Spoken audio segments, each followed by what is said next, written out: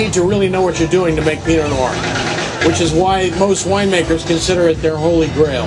Because if they can make good Pinot, they can make anything else. Because most of the others make themselves. Cabernet is easy to make. So there also was a problem with Riesling, because everybody, when they thought of Riesling, they thought of Blue Nun, which was a kind of sweet, cloying Riesling wine that was popular in the 70s. And unfortunately, every time they saw the Hock bottle, which is that long, narrow bottle, they'd say, "Oh, it's sweet, I don't want that."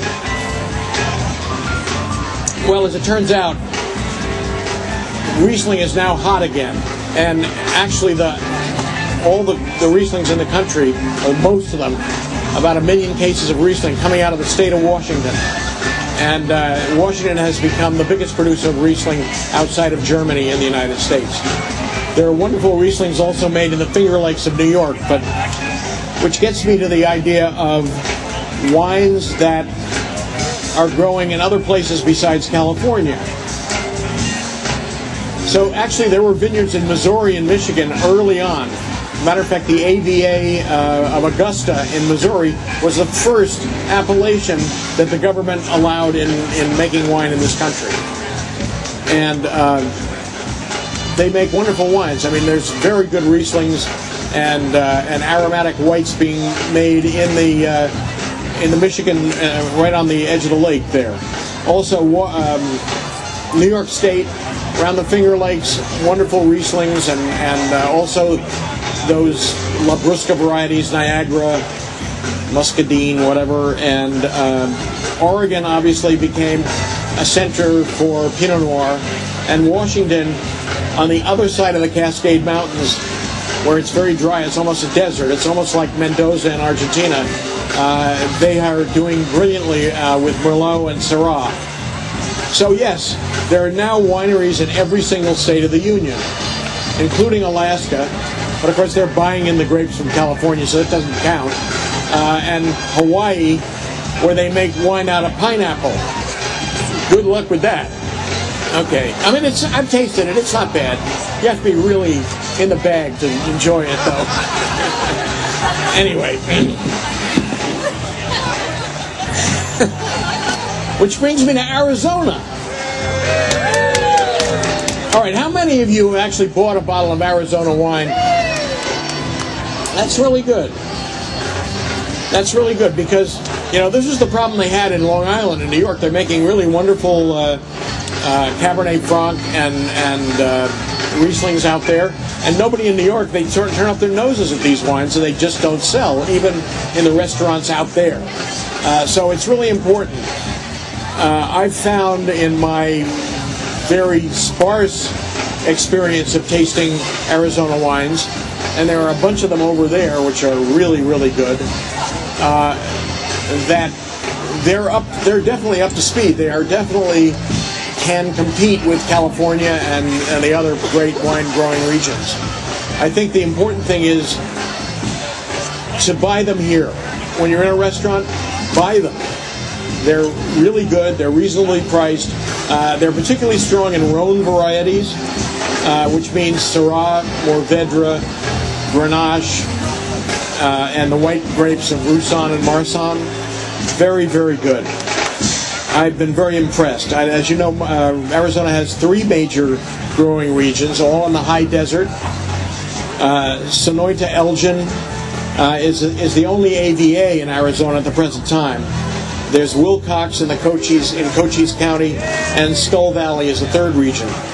The wines that I tasted over here are actually mostly from that Cochise area, and they were really, really impressive. After I'm finished here, you should go over and take a taste of them. Very, very impressive. There are 45 licensed wineries in Arizona, and that's a big growth. From 2004, there were only 9. So it's obviously an industry that's on the move.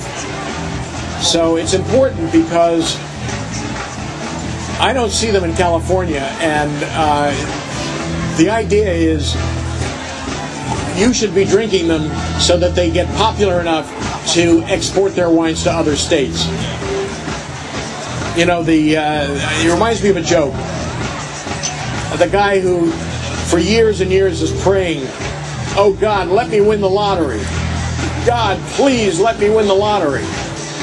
And finally, about 20 years into this, he says, "God, let me win the lottery." And the voice of God comes back and says, "Stupid, you have to buy a ticket." If Arizona wines want to spread out into the rest of the country and be known, they have to make the effort to market their wines outside of Arizona. It's very easy to market them within Arizona, but then nobody anywhere else is going to know about them. And there's a great opportunity of marketing wines in this country now. And it's not only other states, but it's places like China and Japan where wine drinking is becoming very popular. Last year, I judged a wine competition in Shanghai. It's the first one ever. And it was mostly imported wines. There were a couple of Chinese wines. And it was very impressive. I mean, the young Chinese know their wine. They were the other judges. There were 3 or 4 of us, and then about 15 young Chinese wine judges, and it was very impressive. Very, very impressive. And but one of the people came to me and said, "You know, we're embarrassed because only 7% of the people drink wine." I thought about that for a minute, and I said, "Wait a minute. That's 100 million people. Come on. That's twice the population of France." Okay. So,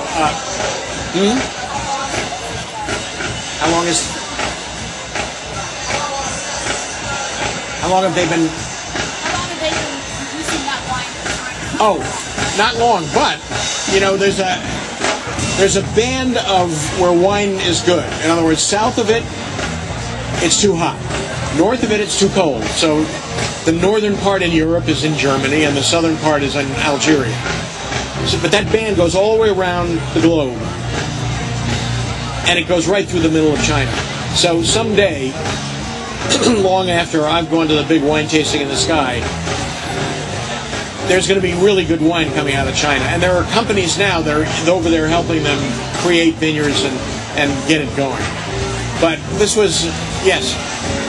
Go ahead and finish. No, it's all right. I was going to ask, when the American roots got grafted onto the European wines, did it change the taste? Well, you know, that's a question that people are still arguing. Because I've tasted, you know, wines that grow on their own rootstocks from Argentina, and they seem to have a little bit more intensity.